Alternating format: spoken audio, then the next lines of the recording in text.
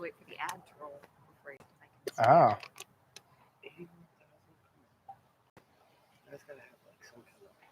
Hey guys, welcome back. Rapid Fire Golf, another Monday here at the Bethlehem Golf Club. For those of you who are new, Rapid Fire Golf, you fire away your questions and I will rapidly answer them. For everyone who's been here before, you can fire questions away whenever you're ready. I'll hit a couple warm-up shots until everyone pops in. See if we can keep this a little steady here. And Mary might have to just kind of maneuver like I don't want to hang out for the hour. And whenever you guys are ready, you fire away. Hope everyone had a good weekend. We're going to try and keep this reasonably steady. We've got a little wind action going on. Fire when ready, and we will answer away. I'll try that backswing one more time. On JT backswing. Oh.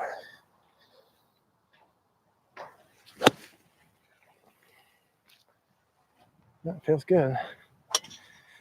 Feels good. Good morning from down under. Good morning. Good afternoon. Jamesy, can you go over the grip again? Thanks all you do.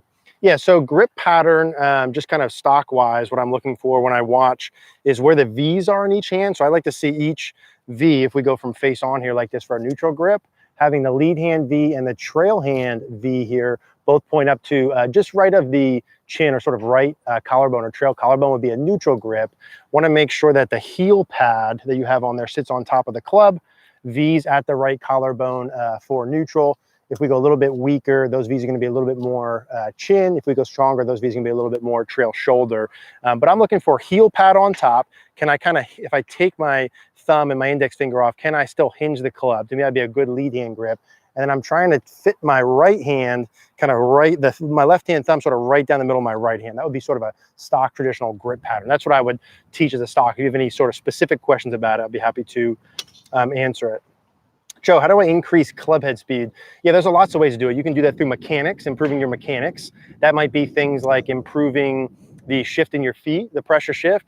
That might be improving your rotation, more turn during the backswing, more turn during the downswing. That could be swing plane related if that's causing your pivot to go off. I would say usually pivot related was what you would do for speed, pressure in the feet and turning being the biggest ones. Also making sure you have enough extension on the backswing and follow through, sort of chest up, chest up. If you search my name in speed, you'll see some stuff with that. You can also go gym-wise, increase strength and speed in the gym can also go, so it just depends. If you want to do it mechanically, I'm going to just tilt this little mare here. If you want to do it mechanically versus doing it in the gym, here, we're just a little uneven here, mare. You good? I guess that's just, okay, okay. Got a bad case of the Shanks. How do I get a better hand pass? So Stuart, I would have to see your swing to say why the Shanks come in. That could be setup related. There could be issues in there where you're too close to it, too far away, pressure too far forward, pressure too far back. Could be too low on the way back, hand path too far to the right past impact. Some of those things, if you search my name in Shank, you'll see some quick fix things you could do. Object outside of the ball would be one of them. If you were to place sort of a water bottle or a bucket or shoebox or something outside the ball and place the ball where you just have like an inch or so, that would discourage the club head from moving too far this way. So you can do something like this, give yourself about an inch or so, it's probably a little close, and just start to hit some little shots where you don't hit the water bottle. The feelings that you would get to do with that, again, just sort of quick fix stuff, is kind of ripping the grip up and left or trying to get your hands working up and left. So if you're my target, if I want to not shank it, I want to have my hands working up and left, or from this side, I want to have my hands working up and left more and more and more if I don't want to shank it, to avoid a hand path that works too far out to the right would be the deal there. Is there a drill to always keep your head down? No, I would say keeping your head down is probably not the root of whatever problem you think it is in terms of keeping your head up, if you mean your eyes. If you're talking about posture and you come up out of your posture too much like that, in terms of early extension, there's a ton of them. We have an early extension master class. So if you search my name in early extension, you'll see a lot of videos on that. But keep picking your head up is not a problem that's causing any issues that you might think it is. Do you feel working with balanced disc is a good way to improve ground feels and foot action? It can be, yeah. I mean, if you want to hit balls with your feet, sort of shoes off can be a way to do that. You can do balanced discs, things like that can be fine. Yeah, I think it can be okay. I don't think it's necessary. I don't normally ever use that, but some people can. I think you can. Trouble keeping club head outside of hands at first parallel is trying to keep back of left hand to the ground a good thought. So if you want to get the club head outside your hands, there's really two main pieces you want to focus on in terms of arms and hands. One is forearm rotation, and two is hinge amounts. So if I want the club head to work more out, I would want more hinge. See how the club head here, if I do my just a hinge, it makes the club head work up and out, and less forearm rotation. So if I made a takeaway position and I had no forearm rotation, right, like none at all, that would keep my club head out. If I had a lot of hinge and no forearm rotation, that would make it the most out. If I wanted my club head to go inside, forearm rotation would make it go in, or not enough hinge would make it go in. So club head more outside, you'd add hinge and or decrease forearm rotation would be the stock things. If you search my name and Joey, if you search my name and takeaway, or search my name and troubleshooting your takeaway, I'll talk through all that in more detail. There's several videos on that. That's a fixable thing. You have to exaggerate, make sure you record yourself from down the line and exaggerate far enough. It usually, like if you're someone who goes too far inside here early and you want to be normal, it's got to feel like just ridiculous. Like you're gonna have to feel like the club head's working like straight up and out that way as you start to work back. And there's some drills and things you can do with that, right? You can throw the alignment rod on the side of the club like this, start it on your left hip like this here, and do some drills where you ride that thing down your leg, like here, ride that down your leg like this. Because if you do the roll, that'll go off your leg right away. Something like that in terms of drill can help. But if you search my name in troubleshooting, that'll help. Right heel is 2 to 3 inches off the ground during impact. Is a sign of early extension? Is always a bad thing? I would say no, that's definitely not always a bad thing. There's a lot of good players who have their right foot coming up that are not on the toes. So I don't think that's a sign of a bad thing at all. You got guys like JT who go really far up. It depends on your backswing pattern. There's other variables, but I don't think the right foot coming up is necessarily a bad thing, no. Speaking of JT, what are your thoughts of coming up on your toes? There you go, at impact, quickly his right foot. How active or quiet should that right foot be? Well, there's different patterns. So if we pulled up the top 100 ball strikers currently in the world statistically, and we looked at their trail foot, not all of them will be completely down, not all of them will be way up. There'd be some in between. There's different variables about it. Depends on how high the lead arm is on the way back. Generally speaking, guys that get the lead arm more vertical will lift the trail foot a little bit more as a way to shallow the arm and the club during the downswing. Generally speaking, guys that are more back, kind of a little lower at their lead arm and deeper like this, don't have to do that to get it back in front. They'll typically keep their right foot down a little bit longer. I'd say if I had to pick between the two, I'd rather have the trail foot down longer than coming up sooner, but there's different patterns that it works. That's sort of the explanation that goes beyond the scope of a sort of quick answer here like this, but maybe it's something we'll do a full YouTube video on at some point. Best way to get rid of the chicken wing is to find out why you have the chicken wing in the first place, Aaron. There's a lot of different reasons why you have chicken wing. We did one video on chicken wing, which basically said add lead arm supination to go out of this. A chicken wing, depending upon how you define it, is an arm that's kind of more towards bent than extended, right? And usually very internally rotated compared to externally rotated. If I took my lead arm and I externally rotated it and I added arm rotation like this, it's very difficult to chicken wing, right? That doesn't look like a chicken wing there, does it? This does. So what changed? My shoulder went from, right now it's externally rotated, which would be like this way, and I added supination, which is palm up. So I go palm up and external rotation. That doesn't look like a chicken wing. It might look like a lot of form rotation, but no chicken wing there compared to internal rotation and no rotation of the arm could get bent up like this. A lot of times I see chicken wings because A, the club face is too open for some way, shape, or form, and then it's chicken winging to try and fix that and square it. Also, if the downswing gets too steep and vertical, it's a chicken wing to shallow it out. Usually a chicken wing happens either to square a club face or to shallow out a steep approach. So who asked that? Aaron, if you find out why you chicken wing, that's the easiest way to fix it. It may literally, you may only chicken wing because your grip's weak. Think about that when you have to go back root cause. You may chicken wing only because your grip is too weak and your face is too open, and that's it. And so if you fix your grip, you can fix your chicken wing, but you have to figure that out. If you can't figure that out, for everyone on here, the best way for you to send videos to me is through Cogorno-Golf.com. That's our membership site. There's various levels. That's where I do all the online coaching. Topping my fairway wood's very frustrating.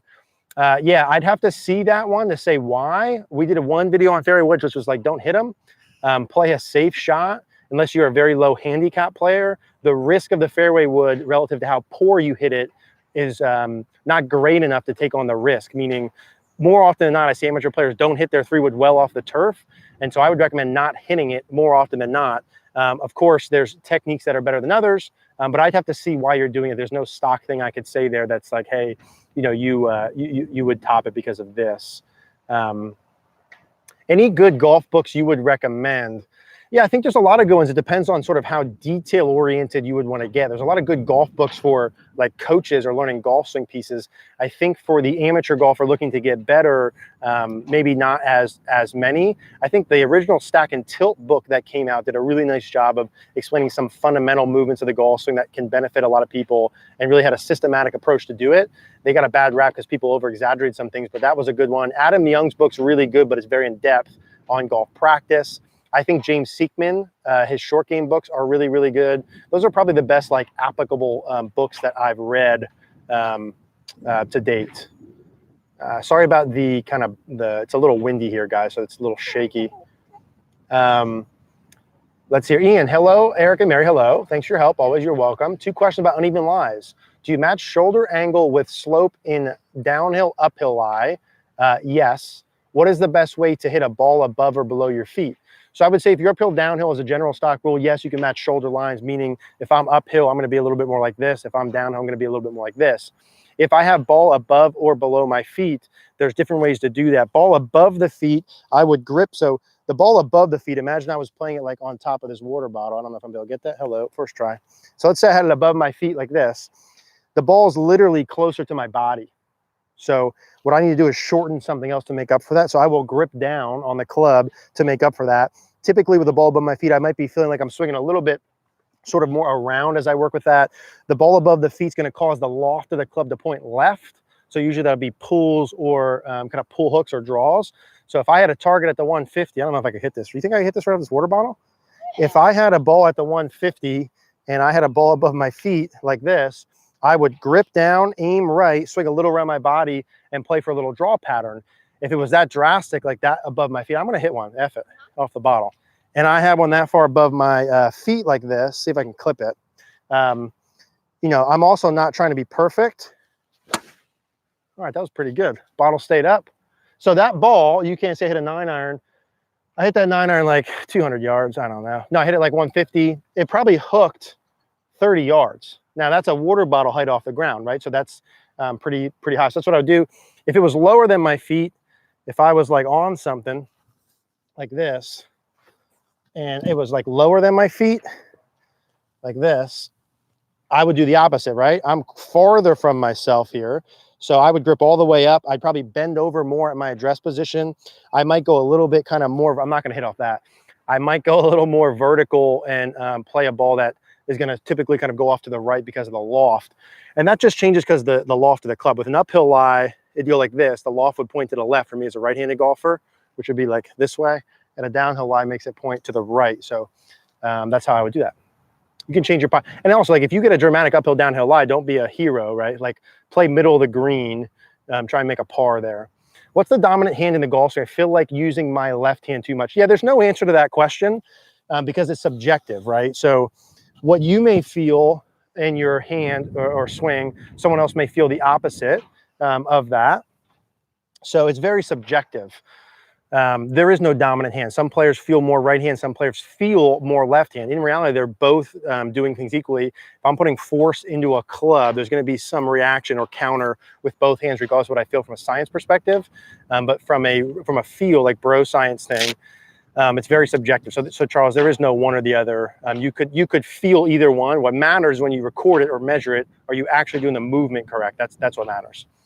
When do I release my hands? Yeah, again, sort of subjective. What do you define by release? Like, it depends on where you're coming from in terms of what you need to feel. We've done some videos on like impact, hands, wrist. You search my name in those terms, you'll get a very thorough explanation. Not sure your name is there, but we'll get a very thorough explanation during the downswing. You know, there's going to be a release, depends on who you talk to and how you define it, you know, from about this position into impact and beyond impact. My lead wrist is going to go from flat to somewhat extended. My trail wrist is going to throw at some point. There's some natural supination. It depends on your grip. It depends on your swing direction, your body amounts, where you're coming from. So, you yeah, very hard for me to give you a black and white answer. There's a lot of micro details there if I were to give you a correct answer, not just some BS sort of answer. But if you search my name in hands, release, shaft lean, impact, all those sort of terms, you'll get a much more detailed explanation probably that will fit for you. And if you search grip and wrist conditions, that sort of stuff will come up. Robert, great stuff. Thank you, sir. On backswing, should the start be shoulder turning and upper body following, or should I feel turning spine with shoulder turn? Should the start be shoulder turning and upper body following? I would say it's chest and shoulders going together, or should I feel spine with shoulder turn? Yes, I don't know how the spine or shoulder turn would be different, what you mean by that, but I would say the initial portion from here, you're feeling chest and shoulder turn. In a stock model that we would put out in terms of measurements, if I started my swing with 0 degrees of hip turn, 0 degrees of chest and shoulder, like just parallel to the target, by the time I get to first parallel, which is club parallel, my shoulders should have turned 30 degrees. My hips have only turned 15. My shoulders have turned 30 degrees from here to here. My hips have turned 15 degrees from here to here. So the chest and shoulders have turned twice as much during the takeaway relative to the hips. So your chest and shoulders should turn more early, and then the rest of it, they just kind of turn together up there to the top. Now, what someone feels or needs to feel really depends on what they're doing. Someone who has no hip turn needs to feel a lot of hip turn just to be medium. Someone who has a lot of hip turn might have to feel no hip turn to be medium. So feels are completely subjective. There are no correct feels. There's just kind of reality and checkpoints. Okay. How important is stance? Oops. Mary simultaneously holding this, deleting comments. How important is stance open versus closed? I would say it's simultaneously important and not important, meaning you could play good golf with a square stance, an open stance, or a closed stance. Now, having said that, I don't think everyone would play good with a closed stance. I don't think everyone would play good with an open stance. Sam Snead might have been a little bit more closed, kind of pull, draw it. Freddie Couples, Lee Trevino more open in play. So I think there's different ways to do it. What should you do to play your best? It's hard to say. It depends. I'd have to see you and ask you questions, stuff like that. But you don't have to be perfectly square. Now, having said that, alignment is important, right? So I see a lot of golfers who come in who might be hitting out towards that 150 or that yellow flag out there, and they hitting the ball, every ball 20 yards right, and they think there's a problem, and they're just aimed 20 yards right.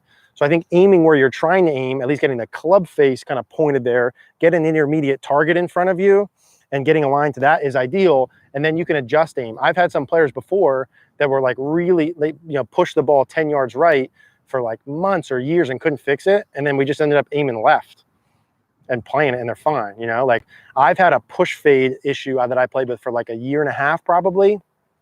And then after a year and a half, I got like not an idiot and said, hey, okay, how about I just open my body lines and I play this push cut and I hit like every fairway for the next year. So there's different ways to go about doing it. Sometimes you got to fix the pattern. Sometimes you just play it. So important and not important.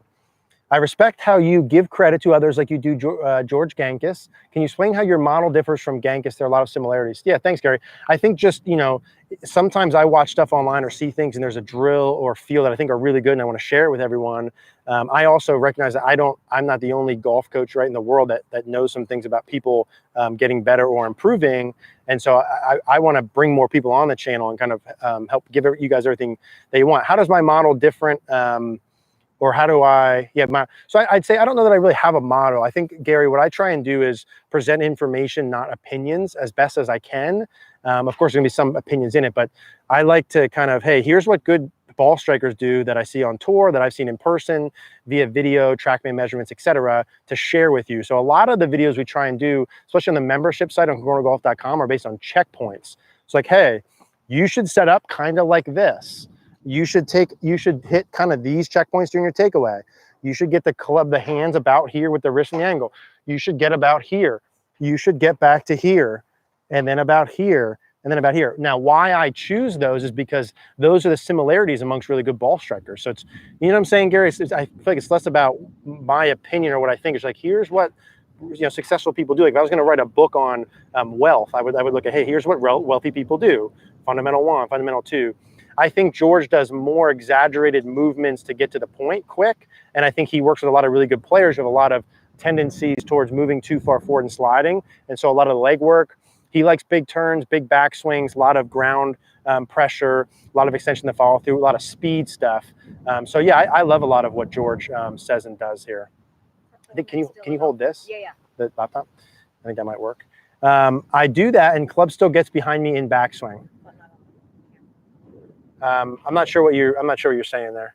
Nadia, I do that, but the club still gets behind me in the backswing. I'm not sure what, maybe, are we talking backswing still there or takeaway? I'm not sure what maybe you asked an early question.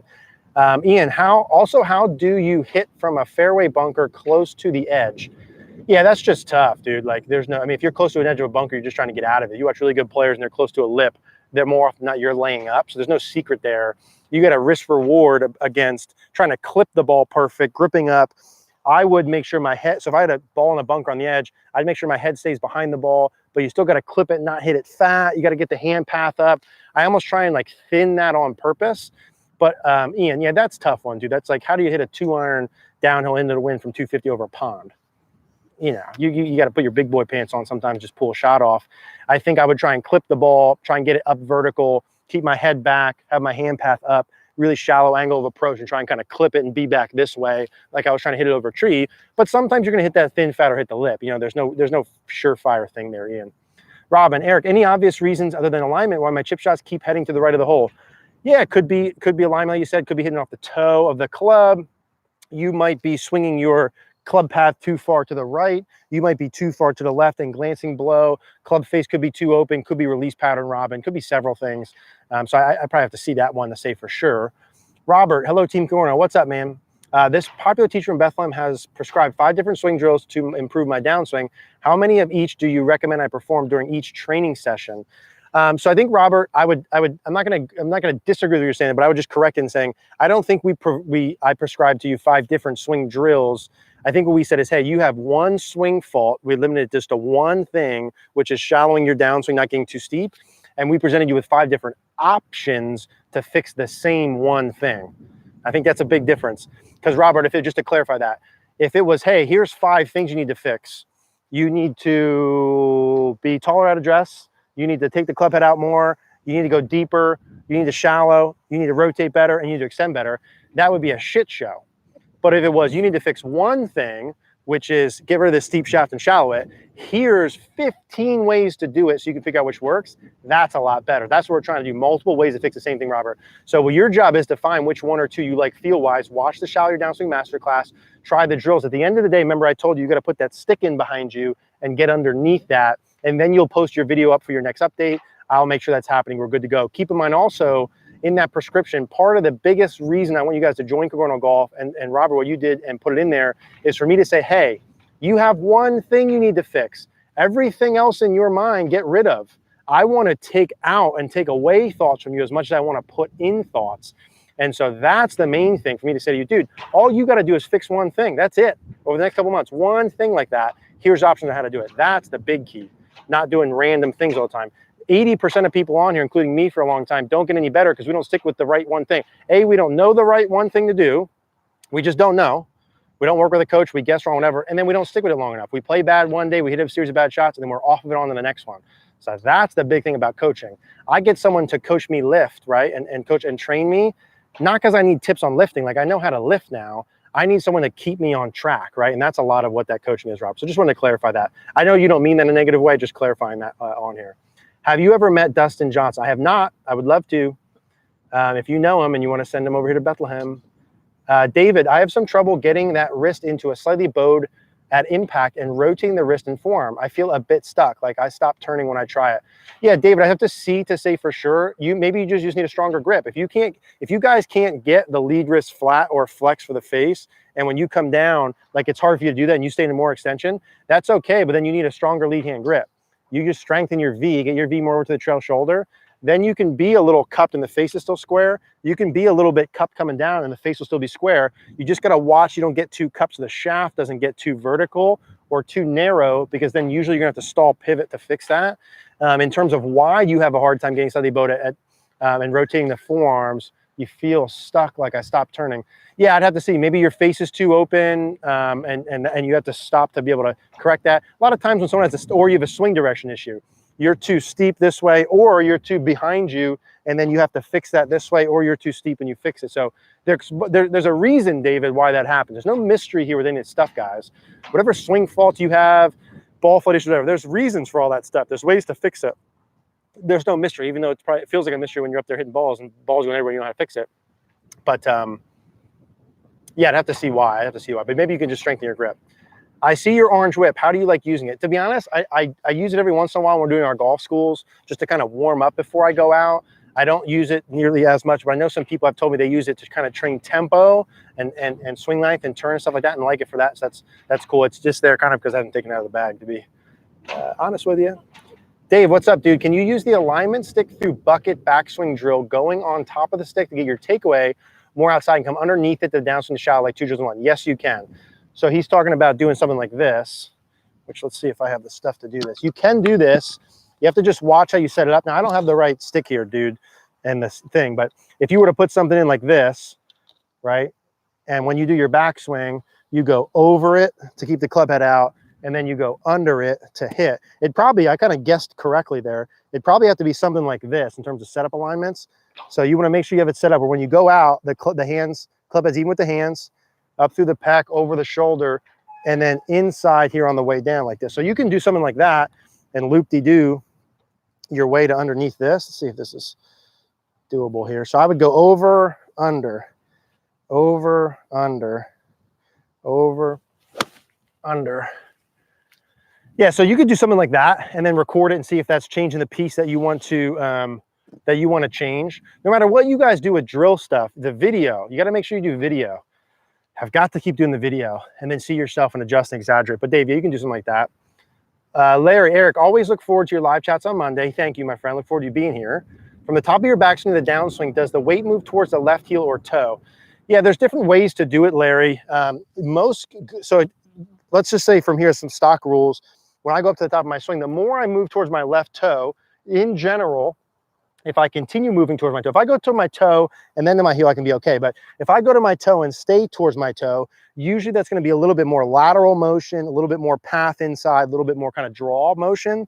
If I go up to the top and I go directly towards my heel, usually that'll increase more rotation, a little less lateral motion, a little bit more neutral swing direction. So more towards my toe, usually is a little bit more lateral with my pelvis, a little more extension, kind of draw pattern. If I go more towards my heel, that gets associated with a little bit more rotation, neutral swing direction.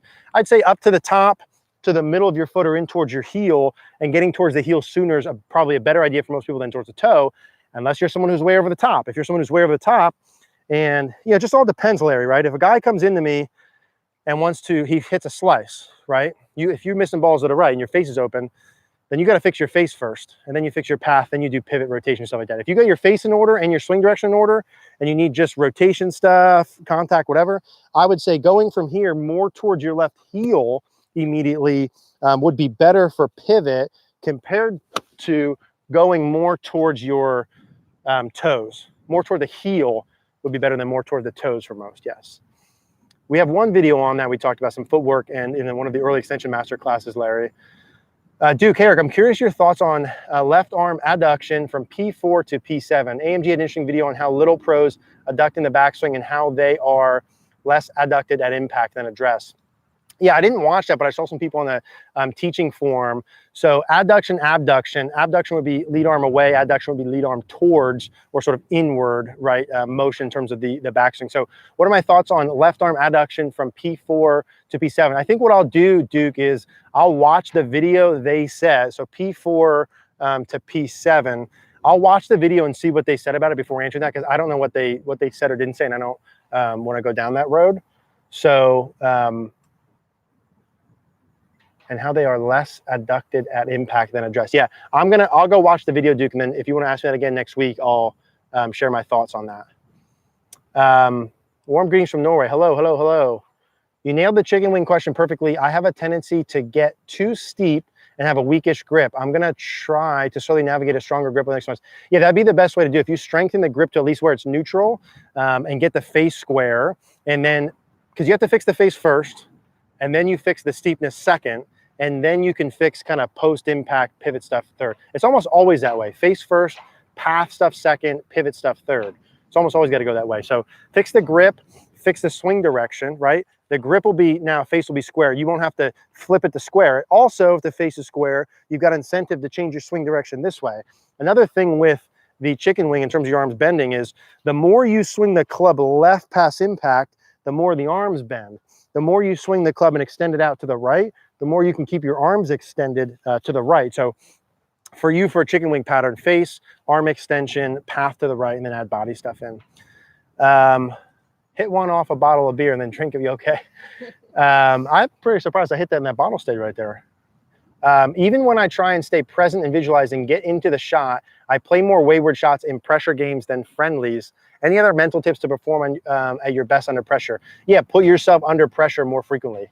Period. Literally, that's the only advice that is really applicable there. If you get really good at being present in the moment and you're doing all the pre-shot routine stuff correctly and still not performing well, beyond swing mechanics and why those shots might come in, like fixing that stuff up, which means it's okay if you're doing it. Like if you're hitting good shots on your own when you're in your course, your mechanics aren't the problem then, obviously, as you're saying. The next situation, put yourself in the pressure more often. If you play in 1 pressure round per month, start doing 4. If you play in 4 pressure rounds per month, start doing 10, right? And then that's the real answer. That's the real answer to that question. Let's see here. Boop, boop, boop, boop. Good shot hitting the 9 off the ball. Yeah, thanks. What do you do when you bomb one down the middle of the fairway and it ends up in a divot? I don't react to the divot. The divot only makes me mad if I allow it to make me mad. It is what it is. Literally, there's nothing I can do about it. So I'm going to just try and hit a really good next shot. If the ball's in a divot, I'm going to typically play it a little farther back in my stance. I may increase the angle of attack a little bit, but I'm not changing shit drastically.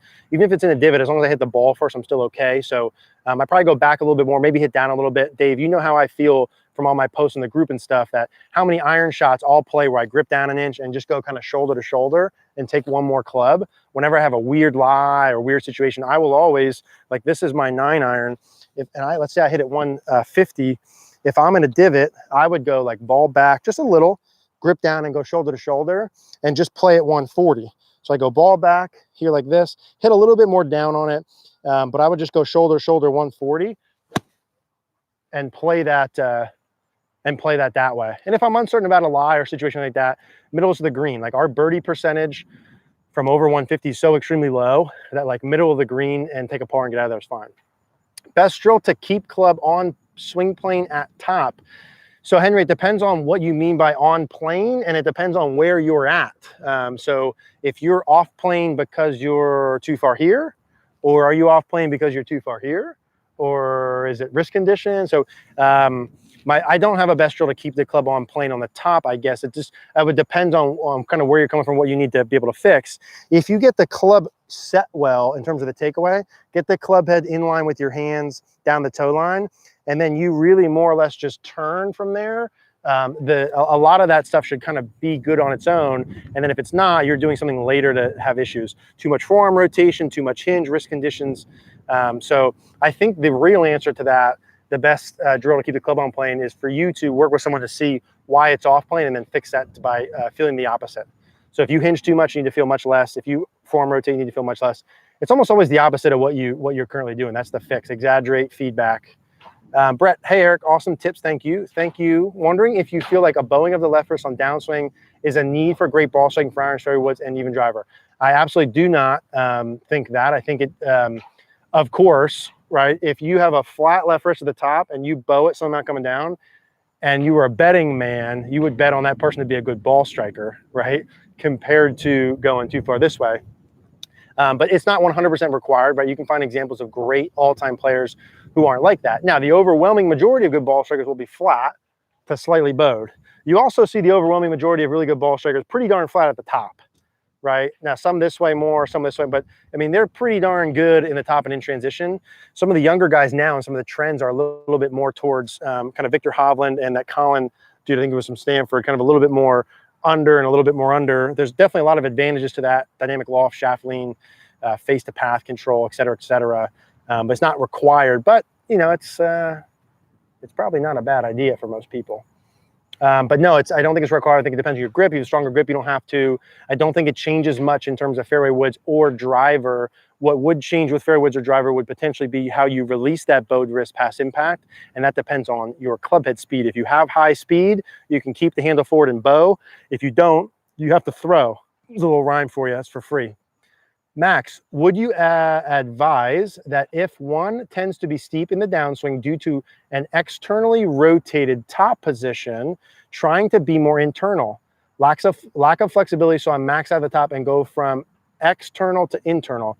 Yeah, so one way to do that would be when you go up, let your right arm fly a little bit more and go a little bit more internal here compared to this way. If you normally go back and you're like maxed out external, and then that makes you react this way, one option is to go to the top and let it fly a little bit more and then let it come back in. Or you can keep it external and figure out how to keep that back in, like put the tour striker ball between your elbows, get it external, and squeeze that sucker when you come down.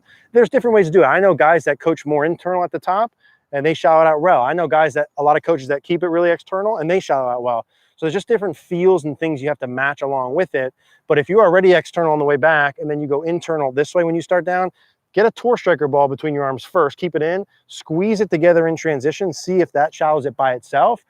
You can feel some different things as you work down. If not, then you can try flying that out. Then you could do the tour striker, fly it out on purpose, or you could like throw a glove underneath your armpit as a feel thing and let it fly out. So if you went like this and you're normally, if you're normally very external, you would keep the glove in when you go back. If you want to let it fly a little bit, you would let the glove kind of fly out. Not right away. You'd keep it into here, keep it into about left arm parallel, then fly it out.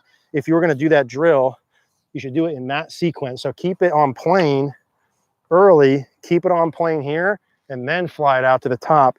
If you were going to do that, that'd be a little bit more like a George Gankis top of backswing mile, and his players hit it really good. So that's probably not the worst idea. Ian, looking at your passive release video, do you recommend keeping the right shoulder externally rotated during the setup? Do I recommend keeping the right shoulder externally? No, I do not. But it also depends, Ian, on your grip. So the weaker the grip would be, like this way, I can change my grip by just forearm rotation, or I can change my grip with shoulder rotation, right? So forearm rotation would be just my hand, shoulder would be the elbow goes with it, right? And so would I recommend keeping this external? Well, the only way I could really do that, well, I lie. I can do that and keep that under and keep it external, you going back. I think most players are probably more neutral at address. I don't know the actual measurements of that, if I'm being honest. I have to look that up and do some research on where players are actually at. I see visually with my eyes that they're neutral. We did the one video on the left elbow, which was just an exaggeration. Keep in mind, some of these videos are not meaning like this is the only way to swing a club.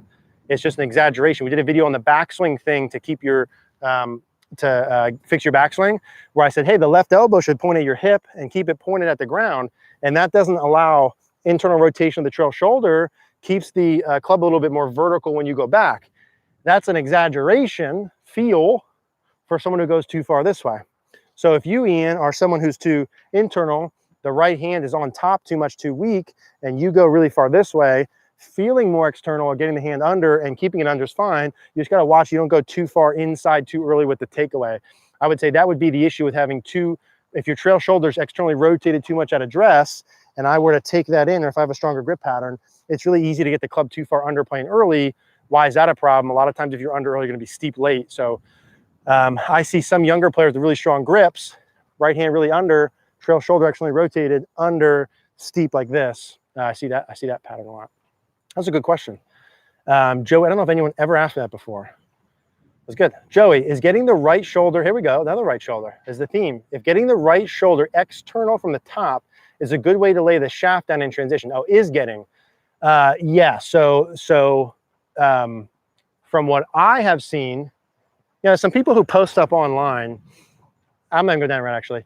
What I have seen is that a shoulder position from the top to transition and downswing of really good players goes from wherever they're at to more externally rotated. Now, the more internal they are this way, okay, if I have a really big flying right elbow like this, then obviously I have to externally rotate it more to get to neutral. If I'm already externally rotated at the top, I don't have to do much coming down. But is the shoulder in external rotation as you begin down the way down?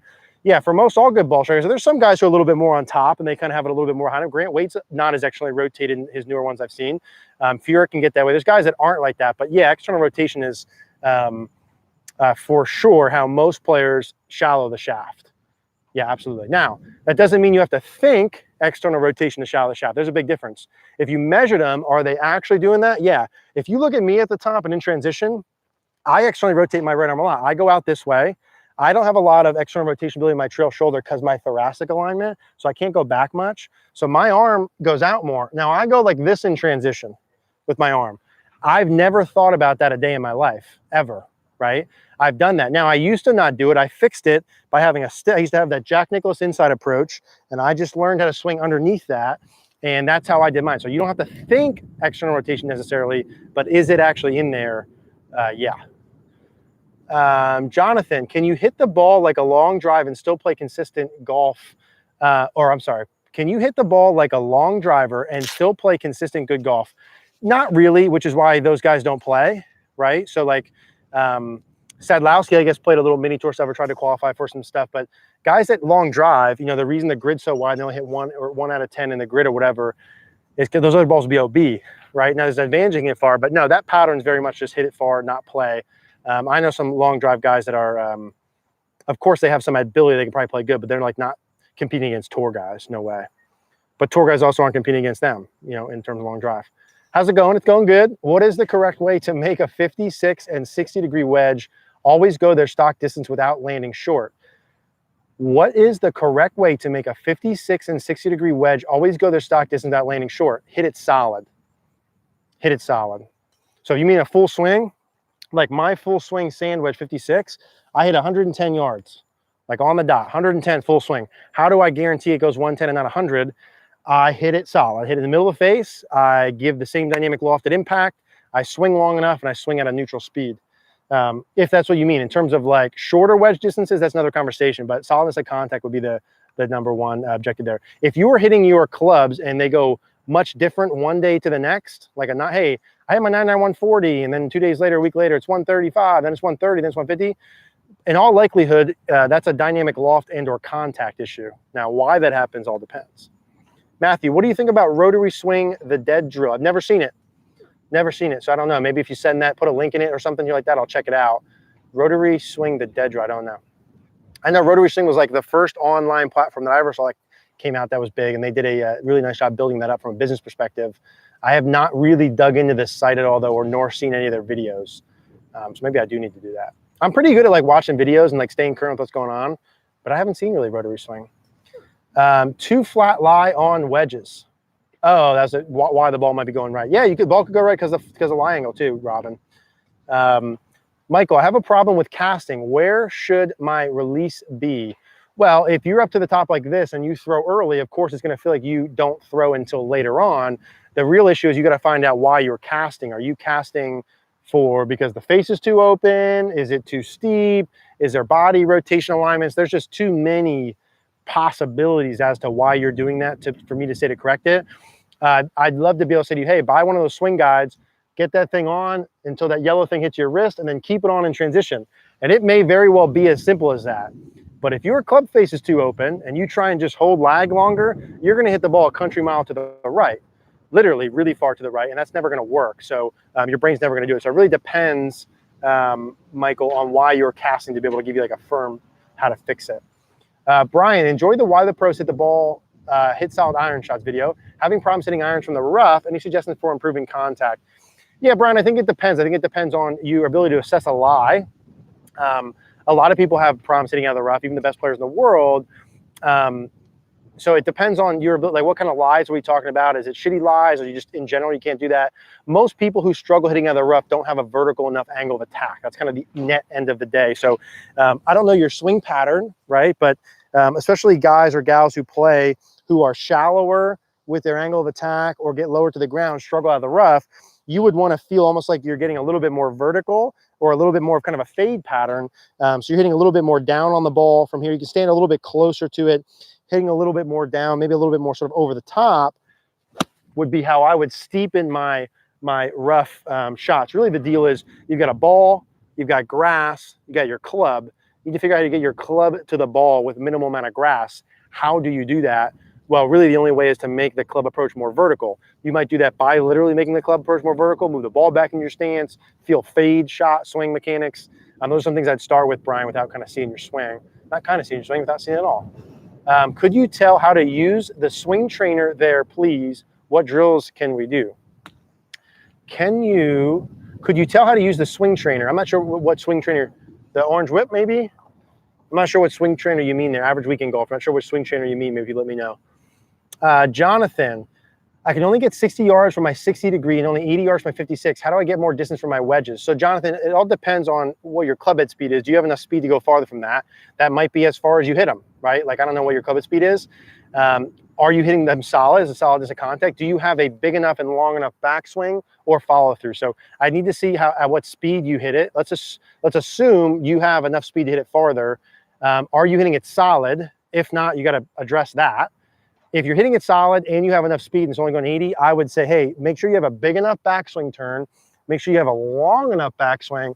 Make sure you have a long enough follow through and big enough follow through turn. Start as simple as that. Make a big backswing turn and real long and a big follow through and real long. If your contact's already good and if you have enough club head speed. Without that, and all you guys that I say again, in terms of me seeing your swing, I do mean that. Like, I'd have to see your swing to answer a lot of these questions. You can check out Cogorno-Golf.com. $39 a month for the premium model. That's where you can send your videos in. I can give you real, actual good answers to a lot of these questions. But Jonathan, yeah, you gotta check those pieces first. Let's see here. Jim, what are your thoughts on copying Steve Stricker's swing? Maybe copying? Yeah, I think Steve Stricker has played really good golf and continues to without being out there a ton. He's got very little hinge, which keeps his left wrist real flat. And he keeps the club really nicely kind of on plane, kind of rolls right back down that plane into the follow through. Reminds me a lot of like a David Tom sort of real simple model. Yeah, I think if you could copy Steve Stricker's swing, if I could trade my swing for his tomorrow, I would make that deal for sure. Scott, Eric, confused by trying to have a flat wrist and keeping the club face turned down. Yeah, Scott, let me know what you're confused about. So I can have a flat left wrist, right? So Scott, it depends on your grip. Okay, so if I have a weak grip like this, for me to have the face turned down, I'd have to have it more bowed. I'd have to have it more bowed. If I had a strong grip, okay, V more right shoulder, and I have the face down, I can have it cupped. I can have it cupped. If I have a neutral grip, V at my right collarbone, and I want to turn it down, that's just flat right there, right? So that's just flat, flat. So it's, if you're having a hard time turning it down, if you feel like you have to bow your wrist to do that, then you probably have a weak lead hand grip. You know, again, I have to see, but maybe that hopefully that can clears up your confusion. Where the club face is going to be turned down on the takeaway just depends on grip. Weak grip, you got to bow it. Neutral grip is flat. Strong grip is going to be cupped to have the face tilted down. Robert, Eric, thanks for the clarification. Good. Top Golf. Eric, on my takeaway and backswing, my weight moves onto my toes, resulting in me being near the ball at impact and getting heel hits and shanks. What thoughts and feels should I have to fix this? I would do the opposite of what you currently are. So on my takeaway and backswing, my weight moves on my toes. So in your takeaway and backswing, if your weight's moving forward on your toes, you should feel like it's moving back on your heels. You should record yourself, record you from down the line. Put a circle or put a line on the front of your head and put a line on your right butt cheek like this, and feel like you're going back on the heel, but keep your head on this front line and keep your right butt cheek on that back line. That's how you know, that's the checkpoint. Line down your forehead, line down your right butt cheek, keep your body in those lines. And if you're going on your toes, you're going to go too far forward of that. So you have to feel you go back on your heels. That's all. It's not more complicated than that. Now, why you do that could be different shit. There could be different stuff going on, but that's your checkpoint to be able to figure out. Why can't I hear anything? I don't know. Hopefully, Check the volume. that's just you. Maybe the volume's turned on or off. How should you set up to hit a wet greenside sand shot with firm sand? You need to, the face probably less open and hit closer to the ball. So if you have like no sand in the bunker or wet sand, I'd have the face a little bit less open. You have to try and hit closer to the ball. Those would be the two primary differences. You can do some follow through adjustment like that, but closer to the ball. Can you hear okay? Yeah. Closer to the ball and face less open for a little bit less bounce is how you would do that. Ben Crenshaw promotes an open stance when putting. What's your thoughts on that? My thoughts are Ben Crenshaw was a great putter, and that can work perfectly fine. I know a lot of really great putters who putt great like that. And it's one of those things like, you know, if a guy comes in and says, hey, Joe Schmo made $100 million by buying and selling real estate, do you think that's a good thing to do? Well, F yeah. You know, if Joe Schmo made $100 million, obviously there's a way to do it that works good. And so Ben Crenshaw in open stance is one of the greatest putters of all time. So obviously that's one way to do it. Now, I don't think with putting, it matters as much where your feet are. And that's a really general statement. Like, you know, if you aim right and you miss right, maybe you need to aim more left. You know what I'm saying? But I don't think all your lines need to be parallel. I've met some really good people whose feet are open and they putt great, feet are closed. What matters with putting is your ability, in terms of aim, your ability to launch the ball over the line that you intend. So where your feet are, you know, where the ball position is, where your alignment is, grip, whatever. That's less relevant than can you get the ball in line. Now, then there's like, how's your roll? Like the dynamic loft, angle of attack, the stuff like that. That's another conversation. But I think you can aim any way if you can get the ball started in line. The putting videos we've done, which aren't many, we'll do more over the winter, like some kind of gate drill with the set of tees in front of you. If you can roll the ball, or a dime a foot in front of you, roll the ball over the dime all the time. If you can accomplish a task like that, then the rest of it's less relevant. A good gate drill is really good for putting. If your putting arc is good for the first like 4 inches behind the ball and through the ball, if you search my name in putting gate drill, I don't know if I've ever met someone who's good at a gate drill who doesn't make putts or doesn't start the ball in line, regardless of where they aim and pass, stuff like that. Thoughts on pivoting on lead foot as I lift heel slightly at top and don't always ground my heel early enough with drive in particular. Thoughts on pivoting on lead foot as I lift heel. I think lifting your heel during your backswing is perfectly acceptable, and for some people, a requirement to get enough pelvis turn, to turn your torso enough, to make a long enough backswing, get your hands deep enough to approach a ball from inside and hit up on a ball. So I'm perfectly fine with that. When you say pivoting on lead foot, I'm not sure exactly what you mean by that, but the heel coming up is perfectly fine. Impressive translation skills. I'll take that as a compliment. Been working on de-lofting and strike. Able to hit middle a lot, but a pull is the miss. Any tips to reduce pulls and still make good contact? I feel like I need to close shoulders a bit to go straight. Yeah, so probably your swing direction is too far left if you're a right-handed golfer. So my recommendation would be if you're hitting it solid, but they're pulls, your swing direction would be a little bit too far kind of outside and across. I would search my name in shallow or shallow, or the best drill I've ever seen, only 3 drills you ever need, a bunch of other titles, and put a stick in a thing like this. And again, in those videos, I show you how to set this up. And then you need to learn how to come underneath the stick. So let's pose it probably about right here. During your downswing, you would need to learn how to come underneath the stick. Let's do one here, see if I still got it. And for you to feel what those solid contact feels are and change your swing direction. The reality is if you get your swing direction a little bit more to the right with those feels, you won't hit the pulls anymore. So in all likelihood, it's swing direction. You need to kick that more to the right with a drill like that.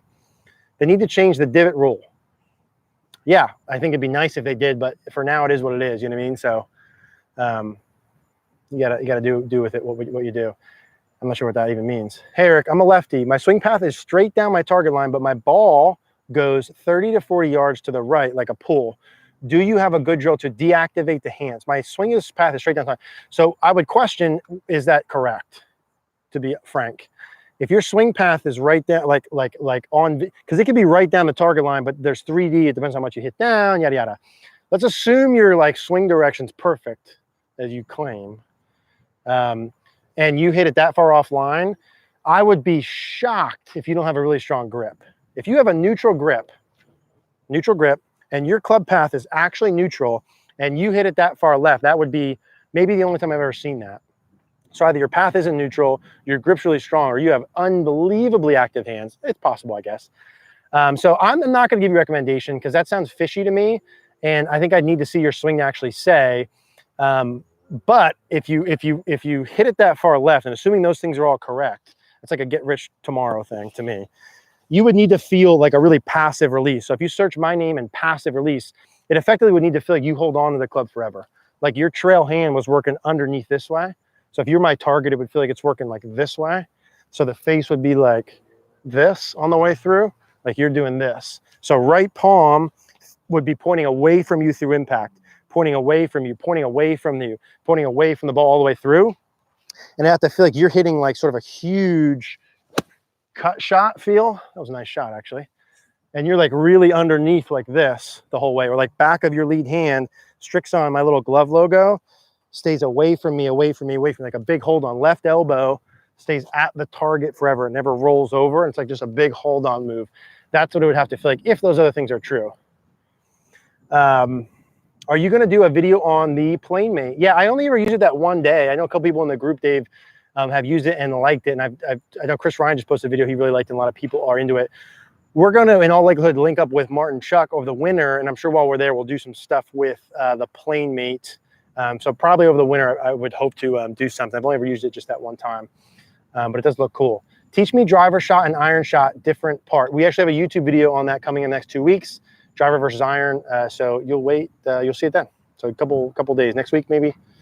Next week? Yes, we literally did a video on this topic, so I'll skip that one. Why do I always arrive with the hands never after the ball, but always in line during the downswing? Please speak slowly, Greensmilly. Why do I always arrive with the hands never ahead of the ball, but always in line? I have no idea. There could just be too many variables. That'd be like, why? You know, why something random? Why is it whatever? I need to see to say. So why don't you have enough shaft lean? So you might, from here, why don't you have enough shaft lean? You maybe start with your hands too far back. Maybe you have a weak grip. Maybe you shift too much during your backswing. Maybe you rotate enough and don't shift enough during your follow through. Maybe you rotate too much and you stand up. Maybe you start with your weight on your toes or your heels and you counterbalance. Maybe you hinge way too much and then you unhinge, and that's why you flip.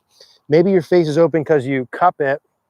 Maybe you have too much forearm rotation. You see what I'm saying? Like, there's just so many ways that could happen that I don't know. Sometimes it's really easy. Sometimes it's really easy to fix that by just doing some like impact drills and kind of getting the handle forward. Sometimes not, if there's a root cause earlier on. So always the best way to do that is whether you do it through Cogorno-Golf.com on our site or a different site or a coach in person. I'm happy either way, to identify why that's happening and then start to work on it. So yeah, it just really depends on why. It could be as easy as doing impact drills, right? Where you do a lot of drills where you do, you get here like this, you actually pose with your handle forward and your impact feels like here. You know, you do a couple of those, you kind of pose your impact, reset, and then you start to hit and feel what that feels like. Or it could be something much more complicated that causes it. So yeah, sorry, that's a shitty answer, but that's the real answer. Dave, you're rolling tonight. Do you have any rough yardage adjustments for elevation or wind? Like how many? No, I do not. Like how many feet of elevation equals 1 yard, or like how many? I don't know. If you do some Google searching, Dave, you probably find some stuff for that. Tony, how does grip thickness affect your swing? Yeah, I think it depends on who you talk to. Different people tell you different things in terms of club fitters, why you should have a thicker grip or a not as thick grip. I think there's too many variables to say black or white on something like that. Good morning, hello. Mo Norman used to pinch his nose and squirm when asked about putting and say it stinks. Is it so individual that any technique is strictly a personal feel? I think there's some hard and true rules. I think a lot of really good ball strikers like Mo Norman or Ben Hogan, you know, like when I played tournament golf or I played growing up, I typically always hit the ball well. Now, the negative that comes along with that, when you hit the ball well, you hit a lot of greens in regulation. And even great ball strikers, you're not hitting it inside 10 feet all day. You have a lot of like 10, 15, 20, 30, 35, 40 foot birdie putts. And statistically speaking, you're going to make very few from 15 to 35, 40 feet. And so you get used to, like I used to play a lot of tournaments where I'd hit 15, 16, 17 greens and I have 15 to 35 foot birdie putts all day. You just don't make any of those. And then you start to see the ball not going in, then you try and rush it, and you sort of start to think you're a bad putter when in reality, you're just not going to make those putts. I think a lot of good ball strikers have gone through similar things to that. I think it's more individual with putting relative to full swing.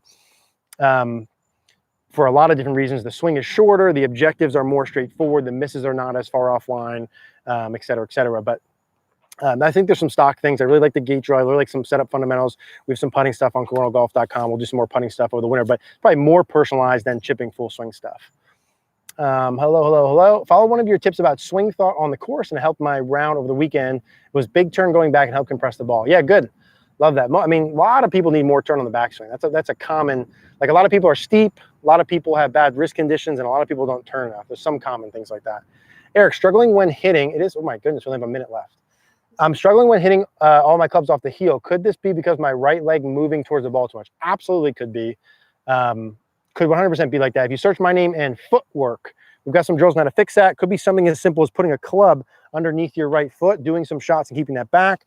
You might feel that your right foot is pressing clockwise as you go. You might feel like you kind of activate your glute, lengthen your right leg as you work through. If you search finding in footwork and early extension. We have an early extension master class where there's some lower body stuff that talks about. That could definitely be why you're hitting off the heel. Okay, I'm gonna quick rapid fire 30 seconds here. That could definitely be why. Great answer, thank you.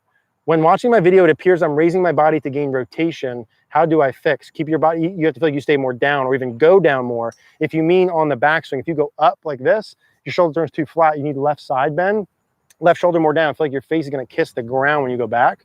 69, have slow hip turn. Instructor must think I'm Roy McIlroy, short my distance is trying to do this. Any ideas? If you're meaning like I'm not sure exactly what you're saying. I have slow hip turn. Instructor must think I'm Roy McIlroy, short my distance is trying to do this. Yeah, then I would go back to whatever you're doing before. That's kind of, I actually can't say that because I need to know more information to say whether you should or shouldn't do that. No comment, plead the fifth. I'm normally pretty good up to P2, but from P2 to P3, the shaft gets under my right forearm. I'm not overly rotating my forearms though. It is more likely my right hand tries to get behind my right elbow from the down the line view. It seems I'm normally pretty good up to P2, but from P2 to P3, the shaft gets under my right forearm. I'm not overly rotating my forearms though. It is more like my right hand tries to get behind my right elbow from the down the line view. It seems to not be so bad if I can keep my right hand more in front of my right elbow. Is that a good idea? I'm not exactly sure what you're saying, but if you don't rotate, if that's not happening, I think what you're saying is you're good here, but from here to here, it goes this way too much. If that's not from forearm rotation, that's got to be from wrist angles, right? In all likelihood. So if it's not forearm rotation doing that, or it's hand path doing it, which could just be lead arm too far in. I mean, there's multiple variables there. It could be your trail shoulder doing stuff like that. I have to look at that when I have more time, not rapid like this. Thank you, Lloyd. Appreciate that. Sorry, guys. I'm going to have to go through these real rapidly. I didn't realize we were at the end. Hey, Eric, love your channel, your videos. Thank you. Need some help with 3-wood off the deck. I can hit everything driver. When it comes to 3, there's always a pull left.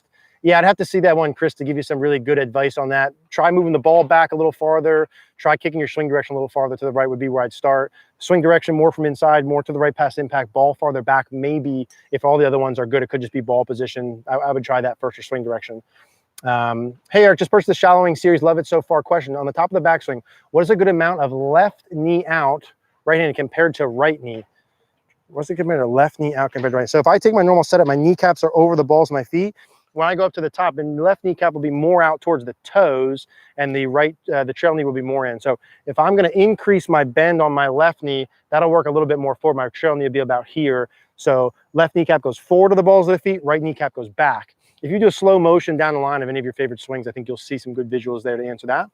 Is there a lower body thought once you get the back swing back to get the hips moving? There's a ton. Search my name, lower body rotation. There's a lot, yeah. How much of the downswing force is created by pushing off the trail foot as opposed to pulling with the lead side? Subjective feels, both of them are certainly involved.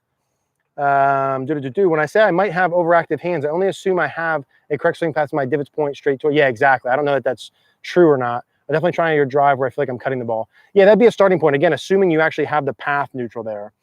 Keep flicking my hands at impact. Any thoughts to improve it? Find out why you're flipping. Could be too many reasons. You could maybe just do impact drills that might work. It could be because your face is too open. It could be because you're too steep. At the end of the day, guys, if you don't have clarity on why you're doing it, find a coach. Do Cogorno-Golf.com. Do a coach that's near you. If you do a coach that's near you and it doesn't work good, then do us, right? You post your video up like that, and then I'll show you exactly like, hey, how do I fix my flip? Well, it depends on why you're flipping. I don't say that just to say it, right? It depends on why you're flipping. So for those of you that I said that to, check out Cogorno-Golf.com. Just check it out. If you don't like it, you don't have to stay there. But I can see your videos and actually give you real stuff to do. Hope everyone had fun. That hour flew by like normal. We'll do this again next week.